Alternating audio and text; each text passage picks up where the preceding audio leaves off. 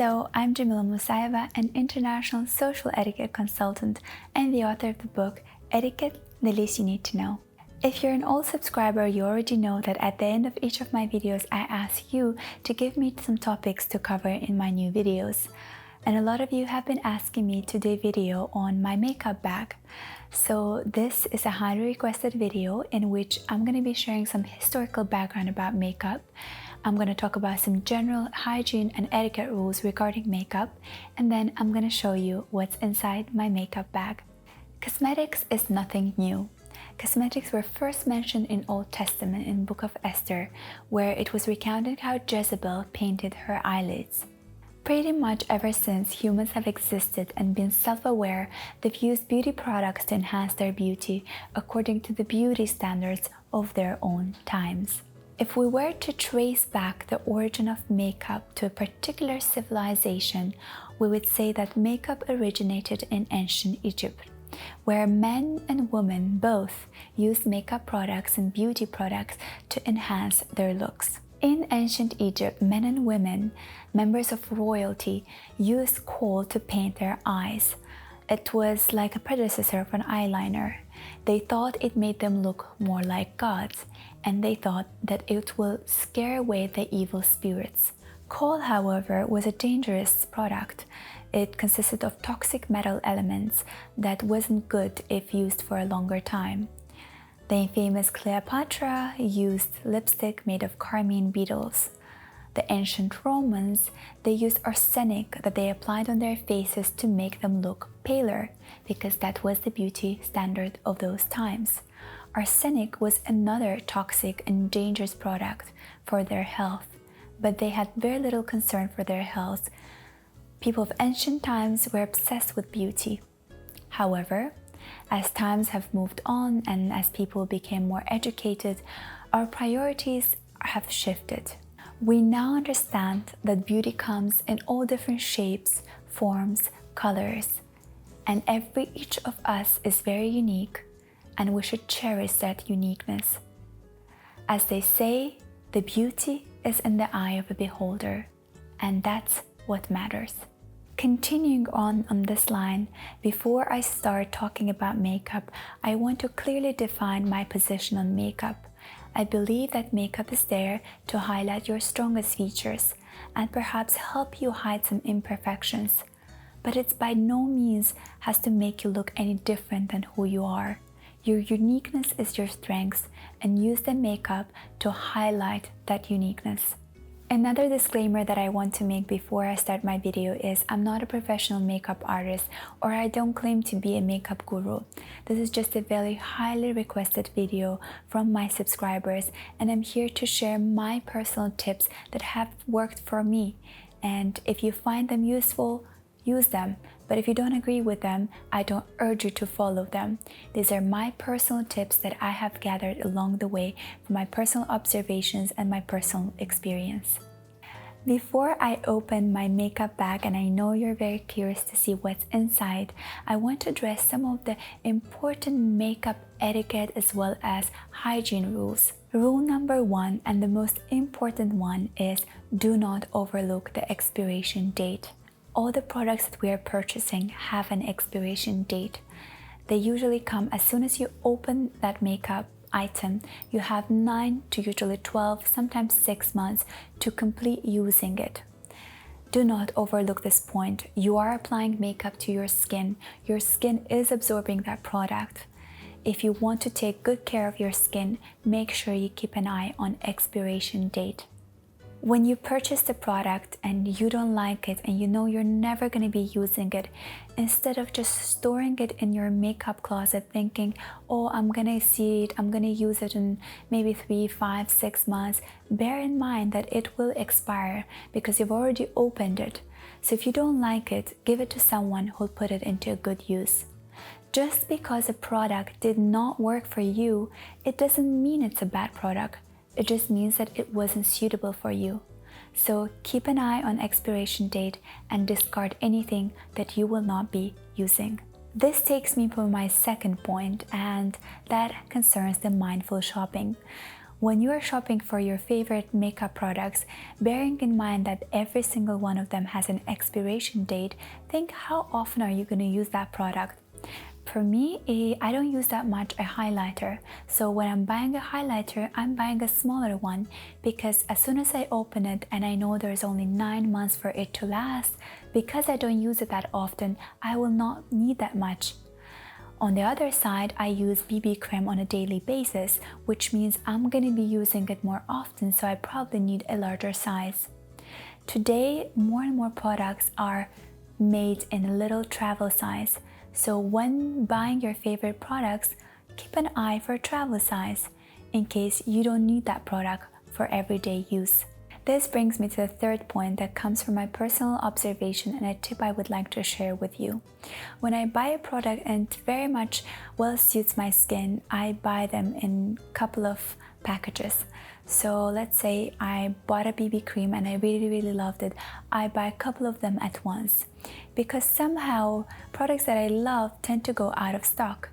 And I buy them, store them, and do not open them all at once, obviously. I just open them as I go. Tip or rule number 4 is do not share your makeup items with anyone, especially those that you apply directly to your skin.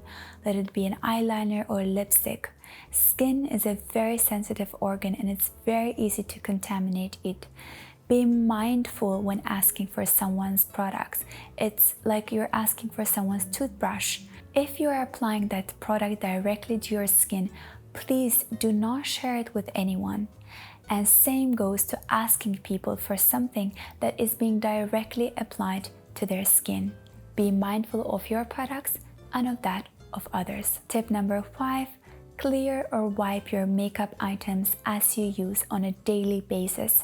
This will help you maintain them in a good shape for a longer run, as well as make your makeup look much more organized, as well as keep your makeup bag stain-free and spill-free. Rule number 6, and this again is my personal tip, whenever you go to a professional makeup artist, opt to take your makeup items with you. Be mindful when he or she is applying the brush or a sponge on your skin that they have been using on other people, or a lipstick or eyeliner. Opt to use your own products when using the professional services as well. I know a lot of the makeup junkies will find it very difficult to be able to hold themselves and not try new products in stores, but I urge you to be careful because an instant desire to try something new can leave undesirable skin conditions for you, and that's going to be a very difficult problem to solve. Rule number 7 is your makeup will very much depend on your outfit, on the occasion, on the time of the day. The general rule is that the darker the color, the more makeup should be reserved for evening times when the sun is down, and the lighter colors is preferable during the daylight. Another general rule of makeup is that you have to make a choice, either highlight your eyes or highlight your lips. If you do a smoky eye, go softer on your lips, light neutral colors. If you apply more color on your lips, say a red lipstick, then be lighter on your eyes. Glitters, heavy contouring, and highlights should be kept for evening time when the sun is down. If you want to experiment a new look, perhaps you want to do a new makeup routine, or perhaps you want to try some new products and see how they look on you, or change up your makeup overall look, you can do so and wear it at home for a day. Take a look at yourself in the mirror, take some pictures, store those pictures, and then look back at them in 2 or 3 days. If you like what you're seeing, then feel free to use that new look when you're wearing outside. It's almost like trying a new pair of shoes. You wear them at home, you break them in, you feel comfortable in them, and then you wear them out. The 10th and the final rule for today is your makeup should complement your overall look. If you're wearing something casual, let's say a pair of jeans and a t-shirt, your makeup should also be more casual, so to speak. Little coverage, effortless minimalist makeup, just a little bit of highlights here and there on your eyebrows, perhaps a mascara a little bit of a lip gloss, but nothing too much. If you are wearing something of a formal wear, you can apply a bit more makeup. So your makeup should complement and be coherent with your total look. Lately, I've seen a lot of girls that have a different makeup that doesn't complement their outfit. Say they're wearing biker shorts with oversized hoodie and they have a very heavy contouring on their face with highlights, with a lot of makeup on their face. So their overall look is not coherent and doesn't look well put together. Whatever you do, whatever you choose to style, so you want to look more casual or you want to look more formal, make sure that your overall look, so your makeup and your outfit, complement each other. Be consistent. I know you've been running out of patrons and you really want to see what's inside this magic kit, so I will be opening it and showing each item one by one. This is not all of my makeup, but it's a majority of it. You'll see that I'm not much of a makeup person, I'm more of a skincare product person. I love buying skincare products. I do like makeup too, but I only buy essentials and I don't want to overclutter my closet with makeup items. Drum roll! Okay, let's see what's inside this bag. A hand sanitizer. This is by Dr. Bronner's and it has a lavender smell to it and I love it. I've been using hand sanitizers for the longest time, even prior to COVID, when this has become an obligatory item in everyone's handbag. But I've been using it because I don't like to touch my skin without washing my hands or without sanitizing them. So rule number one is sanitize your hands before touching your face. Next, in my handbag are eye drops. So I use on a daily basis an eye drop because I'm constantly working with my computer, phone, reading professionally and leisurely. So my eyes tend to get dry a lot, and that's why before applying the makeup, I always put an eye drop in. So this is by Goutte Bleu. This is a lotion that hydrates your eyes. Another thing that I wanted to share with you guys is eye drops that are specifically to make your eyes glow, sort of brighten your eyes and give you that glow in your eyes. This is something that I don't use on a daily basis. I only use it when I'm going to a wedding party or a birthday party and I have a special makeup on and I want my eyes to glow. It should not be used on a daily basis because it can actually dry your eyes and actually hurt them. Next, I have here a Giorgio Armani Fluid Master Primer. I don't use it on a daily basis because I don't like to put too much stuff on my skin in terms of the beauty products. I like to keep it moisturized with the moisturizer and oils. So this is something I use whenever I'm going out for a shooting or whenever I am out for a wedding or a birthday party when I want my makeup to last longer. Next, I have this Herborian Glow Cream that I use on a daily basis. I really love all the products of Herborian. This is a Korean cosmetics company that actually doesn't test its products on animals, and this is my favorite one. This gives you that extra natural glow and you don't really use much to give that radiance to your skin. Next, I have this already a little bit disformed because there's little left there, Lingerie de Peau, which is a beauty booster by Guerlain. This is a BB cream and I love it because it has an SPF of 30 and I've been using it for I think over 5 years. I do not apply foundation on a daily basis and I actually have never used BB cream or foundation up until I got married. The first time I used foundation was on my wedding day, and ever since I have been using BB cream on a daily basis, and it just helps you to even out the tone of your skin and just gives you a very natural look. Now let's move to eyes, and this is actually the only two eyeshadow palettes that I own. I don't have any more than that. I have basically a palette for brown colors and a palette for pink colors and all colors of darker tones that complement the pink. I've learned over the years that when choosing an eyeshadow, you have to make sure that it complements your skin color and the undertone of your skin. I have had disastrous cases when a makeup artist has asked me, what color is your dress? And I said blue, and they've applied blue color on my eyes, and that didn't look good with my skin color and my skin undertone. A lot of brown as well doesn't look very good on me, but a little bit just serves the way to highlight my eyes. I now understand that when choosing the eyeshadow palette, you have to keep in mind what is the color of your skin, what is the undertone of your skin, what is the color of your eyes, eyebrows, and hair, because that will be the main thing that will determine what colors would suit you best. On the days when I'm not going out anywhere, I just use just a little bit of an eyeshadow, maybe some liner.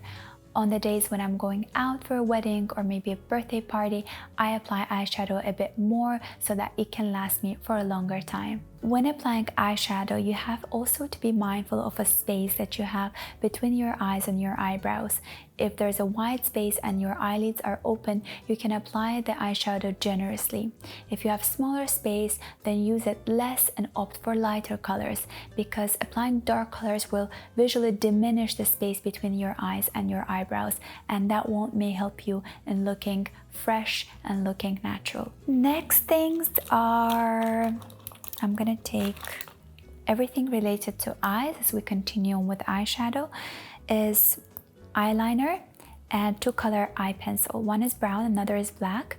On the days when I'm shooting or on the days when I'm going out and I want to look extra prepared, then I use an eyeliner because I want it to stay for the entire time. On the more casual days, I use eye pencil because they give a much softer and more natural look. Again, when applying both of this, you have to be mindful of the space that you have between your eyes and your eyebrows, as well as the structure of your eyelids. If you have heavier eyelids and if you have little space, then opt for thin, sleek lines. If you have wider space and your eyelids are open, then you can apply eyeliner or eye pencil much more generously. Next, this is something that is my favorite item in my makeup because it has actually been my recent discovery and has helped me a lot. Because I have a bit of a heavier eyelids, sometimes the eyeliner can get smudged or the eyeshadow can get smudged. So I've been trying really hard to keep it intact, and I came across this product that says Stay Don't Stray by Benefit. This is a special eyeshadow or eyeliner fixer that helps you to keep the eyeshadow and eyeliner or the eye pencil intact for the longest time. This is how it looks, and a little bit of it serves a long way. So going along with this are the products that I use to apply my mascara. So this is an eyelash curler, which is a great thing, an item that you might want to invest in. It serves a long way and it helps you to apply mascara much more easily. This is the mascara I'm using right now. It's by Maybelline and it's called Lash Sensational. This is a waterproof because my eyes, when I'm working on computers, tend to tear up and it can smudge my mascara off. So I'm using a waterproof one on a daily basis, and I love it. Applies so well and so smoothly and helps your lashes give a longer and a more vibrant look.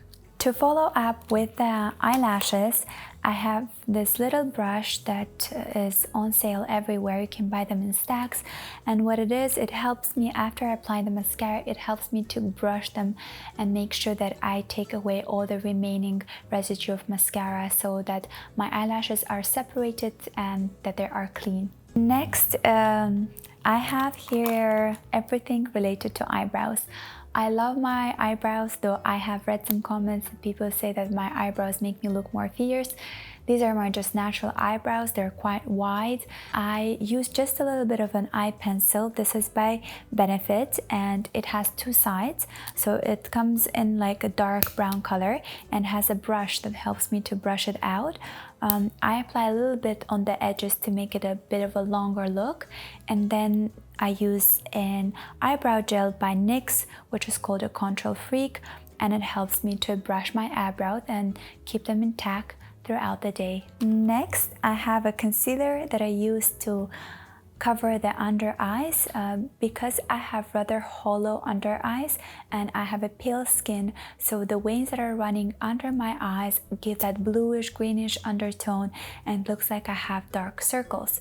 And I've realized that no cream can help me remove those dark circles, so I use a concealer to hide them. When I was in university, I didn't use any foundation or BB cream, as I mentioned, but because I had dark under eyes, I used the concealer and I used a lighter color thinking that it would brighten that area. Now looking back to those old pictures, I realized that it actually drew the attention to my under eyes and didn't really compliment me at all. Learning from my own mistakes, I realized that buying a concealer that was a tone darker than my BB cream actually helped, or a tone darker than my natural color helped neutralize that greenish and bluish color that those veins were giving me and giving me that dark circle look. Now let's move to the lips. I know a lot of you guys have been asking me what is the color of lipstick that you're using, and the answer is that I don't use lipstick, or I rarely use a lipstick. I use it when I'm going out for a wedding or might be a birthday party or again somewhere out, but on a daily basis, on a day of shooting, I rarely use lipstick. I use liner.